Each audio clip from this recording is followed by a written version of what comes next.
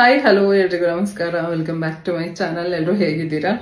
I hope ಎಲ್ಲರೂ ಚೆನ್ನಾಗಿದ್ದೀರಾ ಅಂತ ಭಾವಿಸ್ತಾ ಇವತ್ತಿನ ವಿಡಿಯೋನ ಶುರು ಮಾಡ್ತಾ ಇದ್ದೀನಿ. ತುಂಬಾ ದಿನಗಳ ನಂತರ ಇವತ್ತು ನಾನು ವಿಡಿಯೋ ಮಾಡ್ತಾ ಇದ್ದೀನಿ.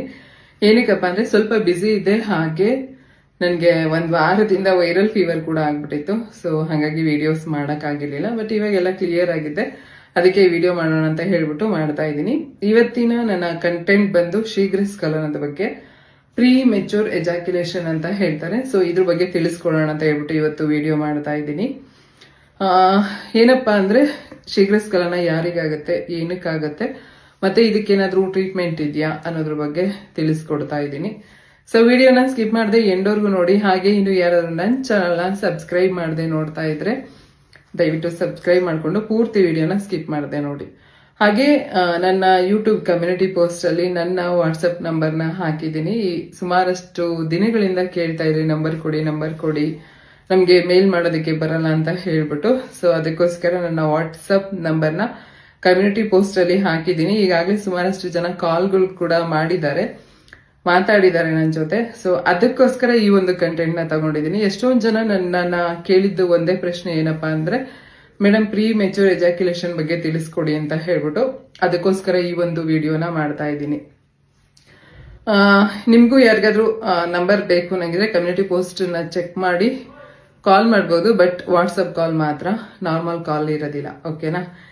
ಬನ್ನಿ ಇವತ್ತಿನ ಕಂಟೆಂಟ್ ನ ಶುರು ಮಾಡೋಣ. ಮೊದಲನೇದಾಗಿ ಶೀಘ್ರಸ್ಖಲನ ಅಂದ್ರೆ ಏನು ಅಂತ ನೋಡೋದಾದ್ರೆ, ಯಾವಾಗ ಒಬ್ಬ ಗಂಡಸಿಗೆ 1 ಅಥವಾ 2 ನಿಮಿಷದೊಳಗಡೆ ವೀರ್ಯಸ್ಖಲನ ಆಗುತ್ತೆ ಅಲ್ವಾ, ಅದನ್ನ ಶೀಘ್ರಸ್ಖಲನ ಅಥವಾ ಪ್ರೀ ಮೆಚೂರ್ ಎಜಾಕ್ಯುಲೇಷನ್ ಅಂತ ಹೇಳ್ತಾರೆ. ಇದು ಯಾರಿಗೆ ಆಗತ್ತಪ್ಪ ಅಂತ ನೋಡೋದಾದ್ರೆ 45 ಅಥವಾ 50 ವರ್ಷದ ಮೇಲ್ಪಟ್ಟವ್ರಿಗೆ ಆಗೋದು ಕಾಮನ್ ಈ ಶೀಘ್ರಸ್ಖಲನ ಅನ್ನೋದು. ಏನಕ್ಕೆ ಅಂದ್ರೆ ಅವರ ಬಾಡಿಯಲ್ಲಿ ಸ್ಟ್ರೆಂತ್ ಇರೋದಿಲ್ಲ, ಹಾಗೆ ಅವ್ರಿಗೆ ಸೆಕ್ಷುವಲ್ ಹಾರ್ಮೋನ್ಸ್ ಕಮ್ಮಿ ಆಗೋದ್ರಿಂದ, ಬೈ ಏಜ್ ಕಮ್ಮಿ ಆಗೋದ್ರಿಂದ ಅವರಿಗೆ ಶೀಘ್ರಸ್ಖಲನ ಆಗೋದು ಕಾಮನ್. ಬಟ್ ಇಲ್ಲಿ ಸುಮಾರಷ್ಟು ಜನಕ್ಕೆ 30 ವರ್ಷದೊಳಗಡೆ ಅಥವಾ 40 ವರ್ಷದೊಳಗಡೆನೆ ಈ ತರ ಶೀಘ್ರಸ್ಖಲನ ಆಗ್ತಾ ಇದೆ. ಇದಕ್ಕೆ ಕಾರಣಗಳು ಏನು ಅಂತ ನೋಡೋದಾದ್ರೆ, ಮೊದಲನೇದಾಗಿ ನಿಮ್ಮ ಲೈಫ್ ಸ್ಟೈಲು, ಸರಿಯಾಗಿ ಊಟ ತಿಂಡಿ ಮಾಡದೇ ಇರೋದು, ಇಲ್ಲ ಸರಿಯಾಗಿ ನಿದ್ರೆ ಮಾಡದೇ ಇರ್ಬೋದು, ಅಥವಾ ಯಾವುದೇ ರೀತಿಯಾದಂತಹ ಫಿಸಿಕಲ್ ಆಕ್ಟಿವಿಟೀಸ್ ಮಾಡದೇ ಇರೋವಂಥದ್ದು. ಇನ್ನು ಬೇರೆ ನೋಡೋದಾದ್ರೆ ವರ್ಕ್ ಪ್ರೆಷರ್ ಅಥವಾ ಆಂಗ್ಸೈಟಿ, ಇದೆಲ್ಲದ್ರಿಂದನೂ ಸಹ ನಿಮ್ಗೆ 30 ಅಥವಾ 40 ವರ್ಷದೊಳಗಡೆನೆ ಈ ರೀತಿಯಾದಂತಹ ಪ್ರೀ ಮೆಚೂರ್ ಎಜಾಕ್ಯುಲೇಷನ್ ಆಗ್ತಾ ಇರೋದು.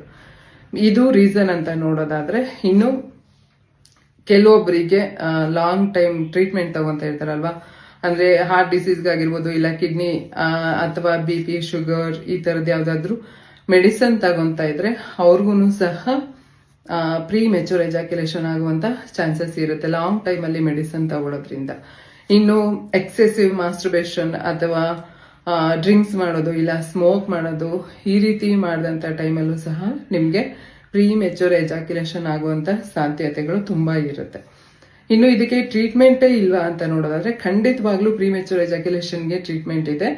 ಆದ್ರೆ ಯಾವಾಗ ನೀವು ಟ್ರೀಟ್ಮೆಂಟ್ಗೆ ಹೋಗ್ಬೇಕಪ್ಪ ಅಂತ ನೋಡೋದಾದ್ರೆ, ಈಗ ಎಷ್ಟೊಂದು ಜನ ನನ್ನ ಕೇಳಿದಂಗೆ, ಮೇಡಮ್ ನಮ್ಗೆ 1 ಸಲ ಅಥವಾ 2 ಸಲ ಆ ತರ ಆಗಿದೆ ಅಂತ ಸುಮಾರಷ್ಟು ಜನ ಹೇಳಿದ್ರಿ.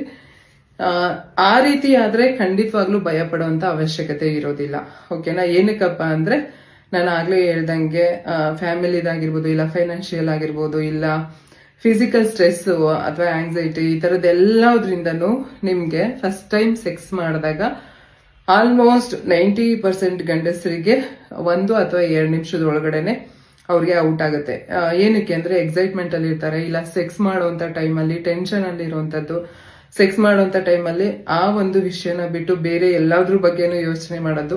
ಸೊ ಈ ತರ ಆದಾಗ ಅದ್ರ ಮೇಲೆ ಇಂಟ್ರೆಸ್ಟ್ ಇಲ್ಲದೆ ಕೆಲವೊಂದ್ಸಲ ಫೋರ್ಸ್ಫುಲಿ ಸೆಕ್ಸ್ ಮಾಡೋದಕ್ಕೆ ಟ್ರೈ ಮಾಡೋದು, ಈ ತರ ಆದಾಗ ನಿಮ್ಗೆ ಬೇಗ ವೀರ್ಯಸ್ಖಲನ ಆಗುತ್ತೆ. ಬಟ್ ಆ ಟೈಮನ್ನ ಎಂಜಾಯ್ ಮಾಡ್ಕೊಂಡು ನೀವೇನಾದ್ರೂ ಸೆಕೆಂಡ್ ರೌಂಡ್ ಅನ್ನ ಟ್ರೈ ಮಾಡಿದ್ರೆ 100% ನಿಮಗೆ ಒಳ್ಳೆ ರಿಸಲ್ಟ್ ಸಿಗುತ್ತೆ. ಇನ್ನು ನೀವ್ ಯಾವಾಗ ಇದನ್ನ ಟ್ರೀಟ್ಮೆಂಟ್ಗೆ ಕನ್ಸಿಡರ್ ಮಾಡಬೇಕು ಅಂತ ನೋಡೋದಾದ್ರೆ, ನಿಮ್ಗೇನಾದ್ರೂ ತುಂಬಾ ಲಾಂಗ್ ಟೈಮ್ ಇಂದ ಇದೇ ಸಮಸ್ಯೆ ನಿಮ್ಗೆ ಇದೆ, ವರ್ಷ ಅಥವಾ 2 ವರ್ಷದಿಂದನೂ ನಿಮಗೆ 1 ಅಥವಾ 2 ನಿಮಿಷದಲ್ಲೇ ಏನಾದ್ರೂ ಅರ್ಲಿ ಏಜ್ ಅಲ್ಲಿ ನಿಮಗೆ ವೀರ್ಯಸ್ಖಲನ ಆಗ್ತಾ ಇದ್ರೆ ಅವಾಗಷ್ಟೇ ನಿಮ್ಗೆ ಟ್ರೀಟ್ಮೆಂಟ್ನ ಅವಶ್ಯಕತೆ ಇರುತ್ತೆ. ಇನ್ನು ಎಷ್ಟೊಂದು ಜನ ಅಯ್ಯೋ ನಾವು ಡಾಕ್ಟರ್ ಹತ್ರ ಹೋಗಿ ಹೇಳ್ಕೊಳ್ಳೋದು ಹೇಗೆ ಅಂತ ನಾಚಿಕೆ ಪಡೋರು ಇರ್ತಾರೆ. ದಯವಿಟ್ಟು ಆ ಥರ ಮಾಡೋದಕ್ಕೆ ಹೋಗಬೇಡಿ.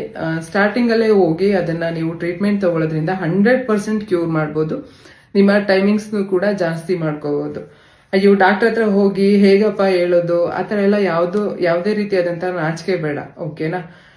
ಡಾಕ್ಟರ್ನ ದೇವ್ರ ಸಮಾನ ಅಂತ ಹೇಳ್ತಾರೆ, ಅವ್ರ ಹತ್ರ ಹೇಳ್ಕೊಳ್ಳೋದ್ರಲ್ಲಿ ಯಾವುದೇ ರೀತಿಯಾದಂಥ ನಾಚಿಕೆ ಬೇಡ.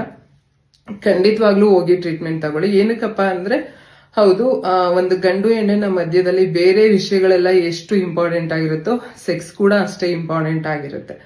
ಯಾವಾಗ ನೀವು ಈ ರೀತಿ ಪ್ರಾಬ್ಲಮ್ ನಿಂದ ನೀವೇನಾದ್ರೂ ಸಫರ್ ಮಾಡ್ತಾ ಇದ್ರೆ ಅದು ನಿಮ್ಮ ಫ್ಯಾಮಿಲಿ ಮೇಲೆ ಕೂಡ ಎಫೆಕ್ಟ್ ಆಗುತ್ತೆ. ಸೊ ಹಾಗಾಗಿ ದಯವಿಟ್ಟು ನನ್ನ ರಿಕ್ವೆಸ್ಟ್ ಏನಪ್ಪಾ ಅಂದ್ರೆ ನಿಮ್ಗೆ 1 ಅಥವಾ 2 ವರ್ಷದಿಂದ ಕಂಟಿನ್ಯೂಸ್ ಆಗಿ ನಿಮ್ಗೆ ಇದೇ ರೀತಿ 1 ಅಥವಾ 2 ನಿಮಿಷದಲ್ಲಿ ವೀರ್ಯಸ್ಖಲನ ಆಗ್ತಾ ಇದ್ರೆ ದಯವಿಟ್ಟು ನಿಮ್ಮ ಡಾಕ್ಟರ್ನ ಕನ್ಸಲ್ಟ್ ಮಾಡಿ ಟ್ರೀಟ್ಮೆಂಟ್ ತಗೊಳ್ಳಿ. ಒಳ್ಳೆ ನಿಮ್ಮ ವೈಫ್ ಅಥವಾ ಪಾರ್ಟ್ನರ್ ಜೊತೆ ಒಳ್ಳೆ ಲೈಫ್ನ ನೀವು ಲೀಡ್ ಮಾಡ್ಬೋದು. So thank you so much. ಇದಾಗಿತ್ತು ಇವತ್ತಿನ ವಿಷಯ. ಎಲ್ರಿಗೂ ಇಷ್ಟ ಆಯ್ತು ಅನ್ಕೋತೀನಿ. ವಿಡಿಯೋ ಇಷ್ಟ ಆಗಿದ್ರೆ ಲೈಕ್, ಶೇರ್, ಸಬ್ಸ್ಕ್ರೈಬ್ ಮಾಡೋದನ್ನ ಮರಿಬೇಡಿ. Thank you.